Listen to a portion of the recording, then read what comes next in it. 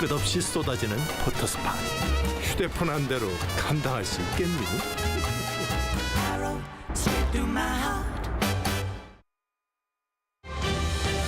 Coming up on Arirang News, South Korea raises its disaster response to its highest level 3 as Typhoon Khanun, packing strong winds and torrential downpours, is expected to hit the country this week. With Typhoon Khanun approaching, the remaining participants of the World Scout Jamboree have left the Saemangeum campsite. But it's not over yet. From peace camps to K-pop concerts, young scouts continue their journey in other parts of the country. The latest trade data shows that South Korea's current account surplus extended for 2 months in a row in June. But it was driven by a greater fall in imports than exports.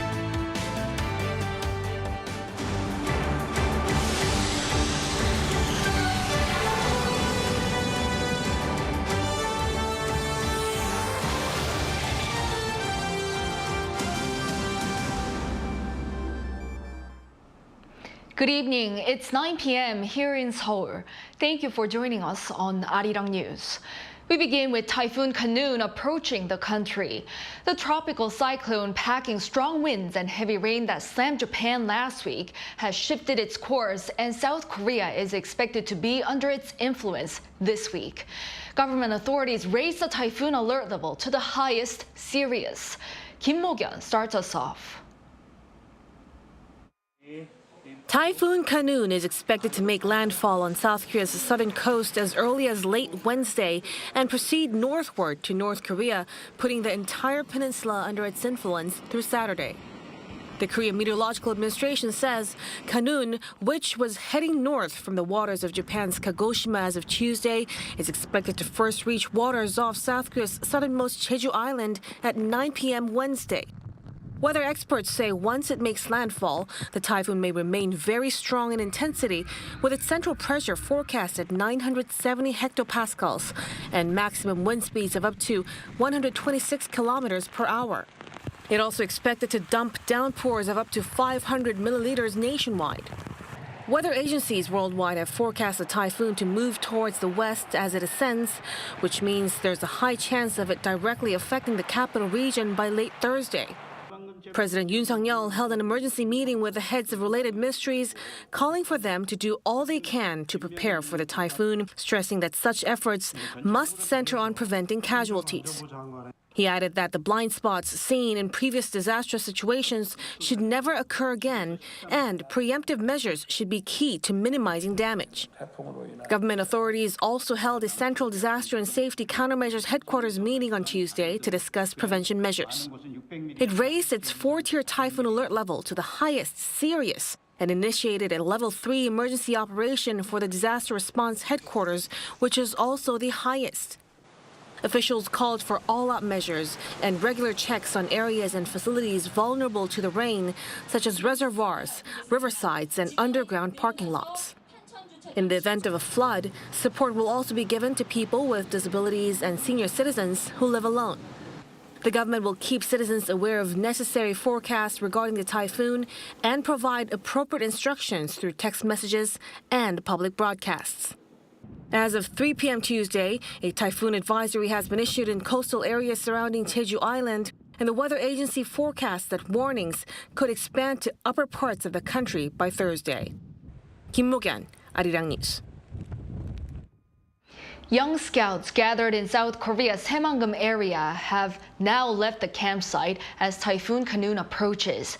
But the World Scout Jamboree isn't over yet, as they'll continue their journey in other parts of the country. Choi Soo-hyung has the details. Starting Tuesday morning, all remaining participants at the World Scout Jamboree began leaving the Saemangeum campsite. The government stated that the decision to have them leave was made to ensure participants' safety as Typhoon Khanun is heading towards South Korea. Also, the government announced that they will activate their contingency plan for their departure and accommodation. The total number of individuals is around 36,000 from 156 countries, and more than 1,000 buses are expected to be used. The government has announced that they have prepared 4 police helicopters and approximately 270 police cars to escort the buses. The whole evacuation process was estimated to take around 6 hours. They are disappointed to be leaving, but I think they understand the reasoning why.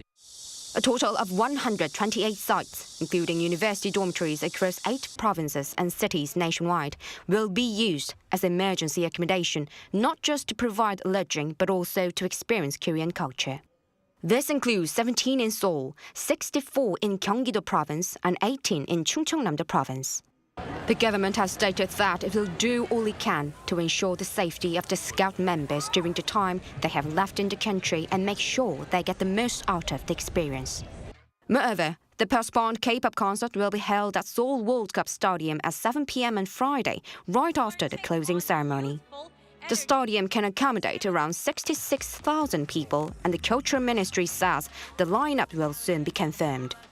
And so, although the Scots were unable to finish their planned activities in Saemangeum, they will spend the rest of their trip in other parts of the country. Choi Soo-hyung, Arirang News. Those who pulled out of the Jamboree, such as the participants from Britain, had an opportunity to learn about the sacrifice British soldiers made during the Korean War. Our Choi Min-jung met them. A variety of tourism programs are being put on for World Scout Jamboree participants who decided to leave the Saemangeum camping site located on South Korea's west coast. As one of the alternative programs, the Ministry of Patriots and Veterans Affairs on Tuesday launched a 3-day peace camp for British Scouts so that they can still get the most out of their time in South Korea. Around 1,200 British Scouts are participating in the program until Thursday, where they will learn about the contribution of British soldiers who fought in the Korean War. Their first stop is Gloucester Hill Memorial Park in Paju. It was built in memory of the British soldiers who fought and died during the Battle of the Imjin River in 1951. Putting aside their disappointment, the Scouts pay tribute to their British military service members who sacrificed their lives during the Korean War. It's an honour to be here. I'm speechless, to be honest with you, but it's an absolute honour to be here and to represent the UK as well. It's to be amazing. I think it's great being able to experience this Korean culture, and it's nice to learn about it and see how the Koreans feel about it and see our involvement in it. The program meant a lot to the unit leader, as his grandfather actually fought in the Korean War. Very emotional for me because he died last year, and also he was the first Scouter in our family. So to come to Korea with the Scouts and to be able to do this, incredibly special. The Jamboree members also took a tour of the War Memorial of Korea and visited Seoul National Cemetery. The Veterans Minister said he hopes that the program will be a precious opportunity for the young British Scouts to experience South Korea, a country that was built through the sacrifice and dedication of troops 70 years ago. Nearly 4,500 British Scouts, the largest group of all the Scout contingents currently visiting South Korea, left the Jamboree site in Saemangeum for Seoul over the weekend, amid mounting safety concerns stemming from a sweltering heatwave and the oncoming typhoon. Choi Min-jung, Arirang News. President Yoon Suk-yeol returned from his holiday early to preside over the second meeting of a committee on defense innovation amid growing threats from North Korea. According to the top office on Tuesday, the meeting focused on 3 topics: the joint military strategy, an official document for defense strategy, operation of the soon-to-be launched drone unit, and a midterm strategic objective plan for the 2024 to 2028 period. The military will adjust its budget to spend more on updating the nation's arsenal. This, as the chair of the committee, Kim Kwan-jin, said, the danger posed by North Korea is at its worst since the Korean War, and emphasized the importance of 3-axis defense and training of soldiers. The U.S. has reaffirmed its condemnation of North Korea's recent missile launches and has urged Pyongyang to engage in dialogue. State Department spokesperson Matthew Miller on Monday, local time, also expressed concerns over growing military cooperation between Pyongyang and Moscow, saying that the U.S. will continue to enforce all existing sanctions on the two countries. This comes after Russian Defense Minister Sergei Shoigu visited Pyongyang late last month. When asked about North Korean leader Kim Jong-un's visit to major weapons factories last week, the spokesperson said he wouldn't try to explain Kim's actions, adding that the North currently has no inclination to engage in talks. As Japan could start releasing Fukushima wastewater as early as this month, the Korean government says there's been a substantial degree of consensus during the latest working level meeting with Tokyo. This as President Yoon had earlier requested to have South Korean experts join in monitoring. Peunji has more. The government explained Tuesday that a certain degree of consensus has been reached regarding Seoul's request concerning Tokyo's wastewater release plan during a virtual meeting held the day before between officials from South Korea and Japan. Considerable consensus was reached yesterday at the working level on ways to implement what was discussed during the latest summit between the leaders of South Korea and Japan.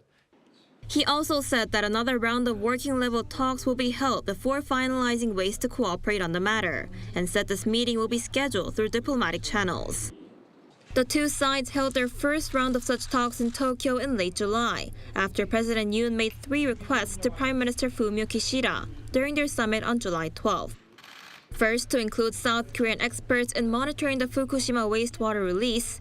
Second, to share monitoring information in real time. And third, to halt the release process if the concentration of radioactive materials surpasses agreed-upon levels. Tuesday's remarks come a day after Japanese media reported that Tokyo plans to start releasing wastewater from the destroyed Fukushima nuclear power plant as soon as late August. Citing unnamed government sources, the Yomiuri and Asahi Shimbun said the release will likely come shortly after Prime Minister Kishida meets with U.S. President Joe Biden and President Yoon Suk-yeol next Friday for a 3-way summit in Washington, where Kishida is expected to explain that the wastewater is indeed safe. But a senior official from Seoul's foreign ministry reportedly said the 3 countries have not discussed whether or not to include the wastewater issue on the agenda for the trilateral summit. Peunji, Arirang News. On the local economic front, the latest trade data shows that South Korea's current account surplus extended for 2 months in a row in June. But it was driven by a greater fall in imports than exports. Our correspondent Shin Ha-young has the details. South Korea's current account was in the black again in June. Preliminary data released by the Bank of Korea on Tuesday shows the country posted a current account surplus of $5.87 billion.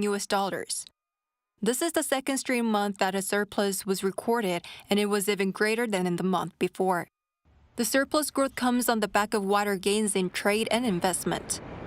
The goods balance, which tracks the imports and exports, saw a surplus of $3.98 billion in June, recording a surplus for the 3rd consecutive month. The country exported around $54 billion worth of goods, an on-year decrease of 9.3%, plunging for the 10th month in a row. By category, shipments of chips, petroleum products, and industrial chemical products slipped, while auto exports rose by over 60% from the previous year. On the other hand, the drop in imports was greater than that of exports, as the cost of importing raw materials dropped due to lower energy prices. A rise in dividend income from Korean subsidiaries located overseas also contributed to the current account surplus. Meanwhile, the deficit in the service account, which tracks earnings and spending on overseas trips and transport, came to around $2.6 billion as more people traveled abroad. The accumulated account balance for the first half of this year is in the black by some $2.4 billion. Even under challenging external conditions, the fact that the trade balance has maintained a surplus in the first half of a year for 12 years in a row holds significance. Unlike the initial projections of a deficit in the first half of this year, the country performed well. Regarding the outlook for the current account in the second half of 2023, the experts said that it's difficult to forecast due to the uncertainties such as global oil prices, the pace of economic recovery in major countries, including China, and recovery in the IT industry. 신하영, Arirang News. The average female worker earns about 60% of what is earned by her male counterpart here in Korea. According to the data from 2021 released by the National Tech Service on Tuesday, female workers earn nearly 20 million Korean won, or $15,000 less than men per year. The average yearly per capita income for female was around $22,000 and for males was around $37,000.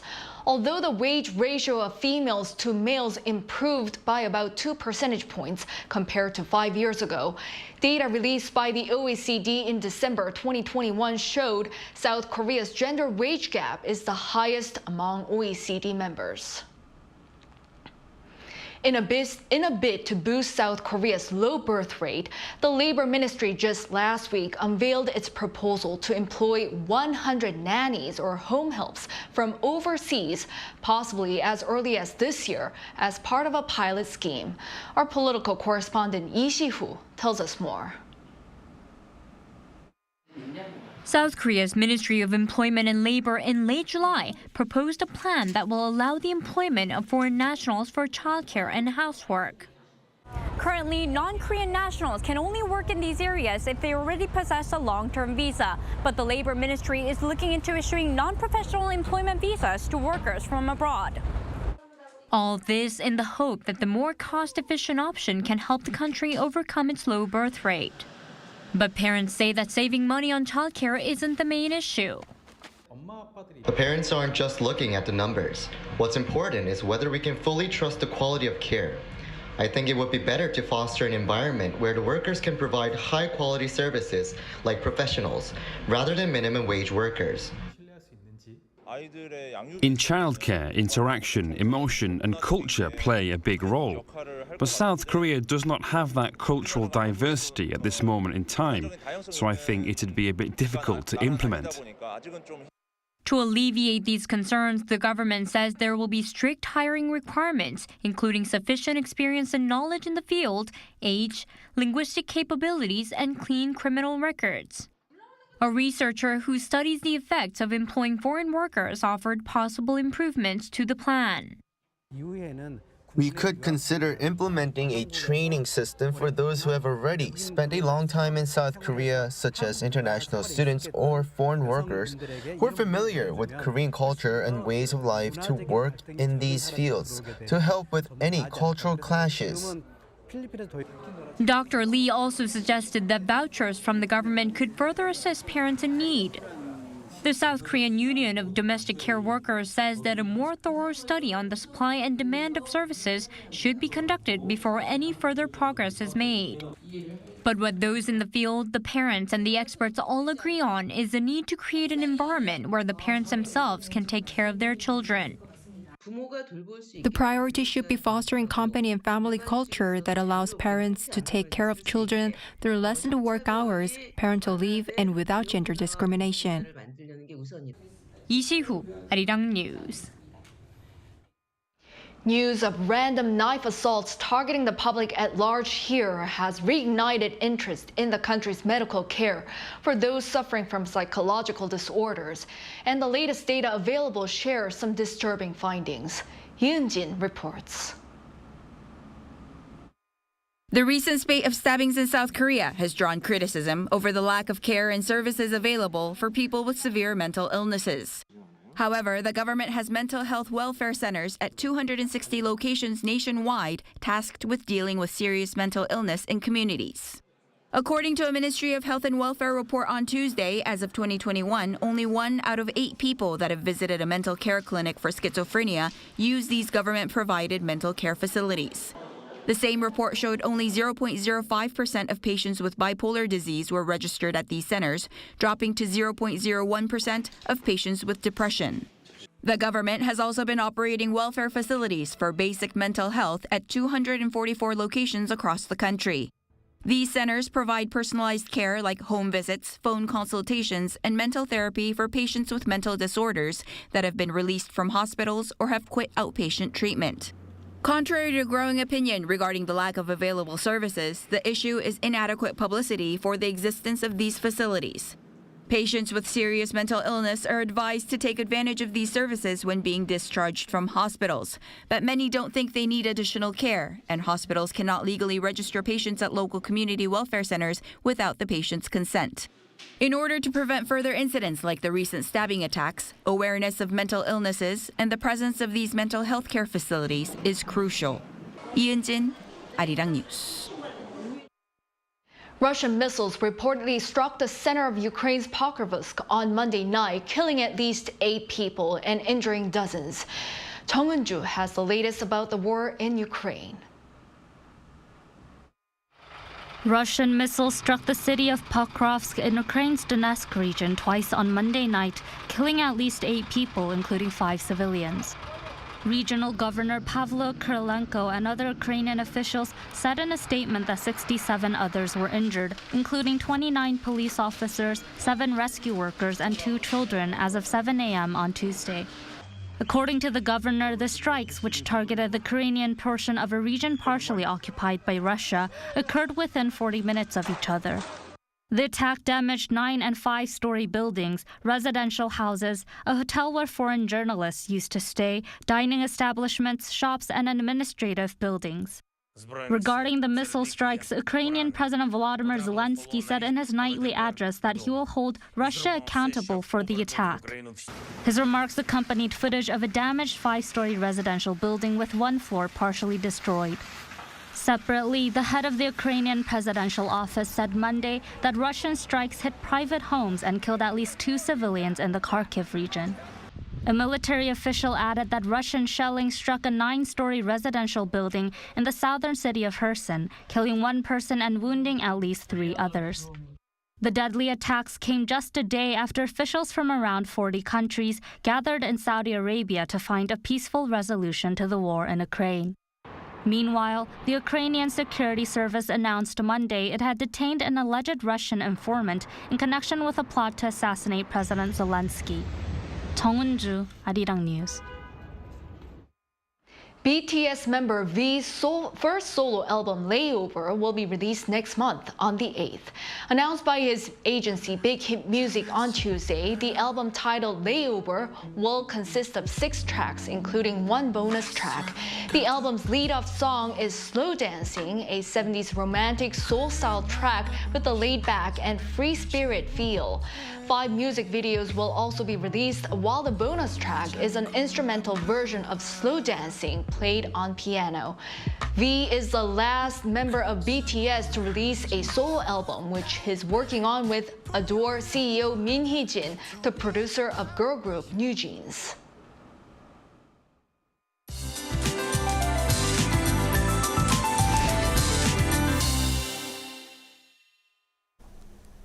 Nationwide rain is in the forecast tomorrow. This typhoon will bring in a surge of heavy water vapors into the country, leading to torrential downpours. This round of rain will contain gusty winds as well. Starting tomorrow, the entire nation will be under the influence of Typhoon Khanun. By Thursday, it is forecast to land on South Korea's southern coast. After, it may also pass through the Seoul metropolitan area. For eastern Gangwon-do province, severe downpours of up to 600 millimeters will lash the region. Southern regions, including Jeollado and Gyeongsang-do provinces, will see 300. The Seoul metropolitan area and the surrounding regions can expect up to 150. There is a high risk of flooding and landslides, so please take extra precautions beforehand. Tomorrow, Seoul and Daegu will be starting off at 26 degrees Celsius. Rainy spells will dominate nationwide during the daytime. Highs in Seoul will get up to 33. Gwangju 34, Daegu and Busan will be topping out at 31 degrees. Central regions will see showers until Friday morning. That's all for now, and here are the weather conditions around the world.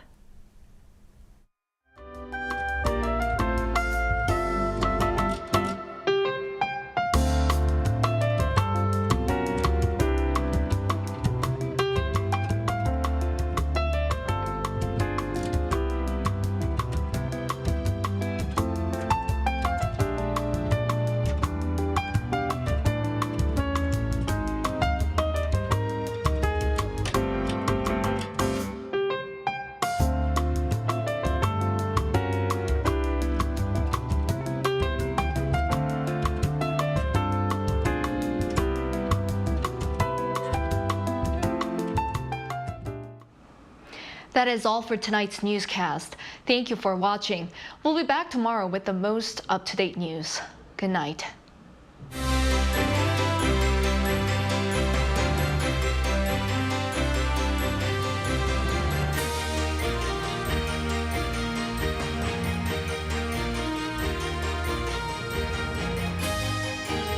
I'm live!